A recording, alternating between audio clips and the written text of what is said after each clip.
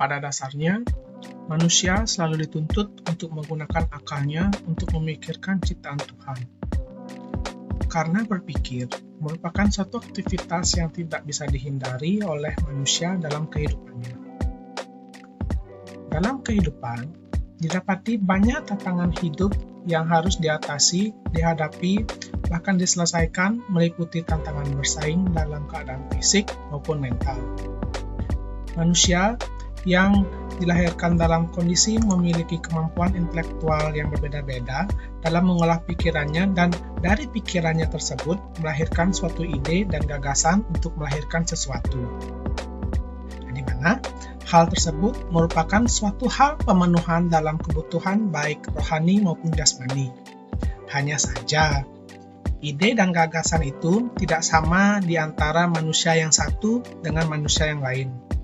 Oleh karena itu, wujud dari ide dan gagasan itu pun memiliki kualitas yang tidak sama pula. Ada seorang manusia yang berhasil mewujudkan ide dan gagasannya, dan hasilnya diterima dan berguna bagi banyak orang. Sebaliknya pula, ada juga seorang manusia yang berhasil mewujudkan ide dan gagasannya, akan tetapi tidak terlalu dapat diterima dan tidak pula terlalu berguna bagi masyarakat. Nah, wujud ide atau gagasan inilah yang kemudian dikenal dengan hak kekayaan intelektual atau HKI.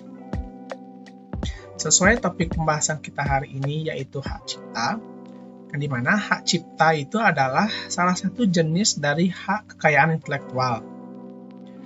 Berdasarkan pasal 1 ayat 1 Undang-Undang Hak Cipta, yaitu Undang-Undang Nomor 28 Tahun 2014, hak cipta adalah hak eksklusif pencipta yang timbul secara otomatis berdasarkan prinsip deklaratif setelah suatu ciptaan diwujudkan dalam bentuk nyata tanpa mengurangi pembatasan sesuai dengan ketentuan peraturan perundang-undangan.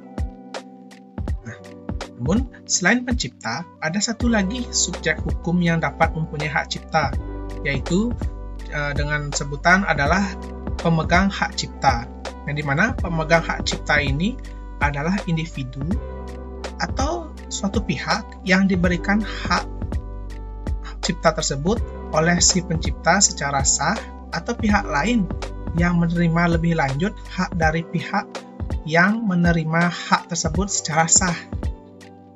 Jadi, simpelnya, pencipta memberikan hak atas ciptaannya secara sah kepada individu atau suatu pihak tertentu.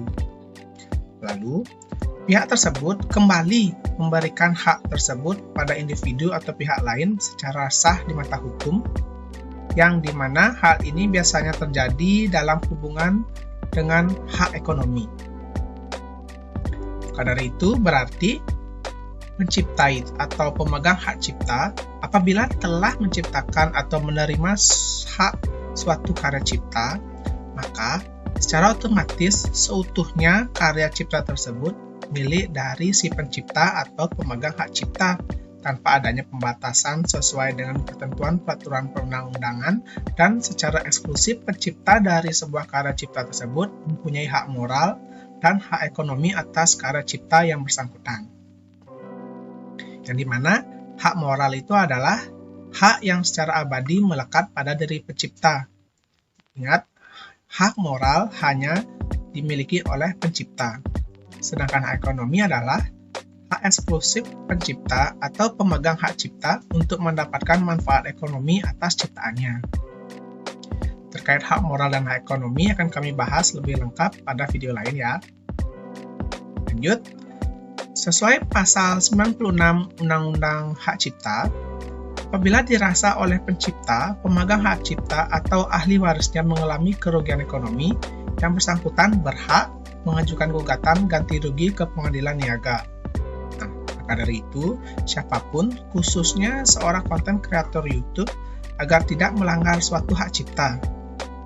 Karena tentu akan merugikan si pemilik hak cipta, juga dapat menimbulkan permasalahan ke ranah pengadilan.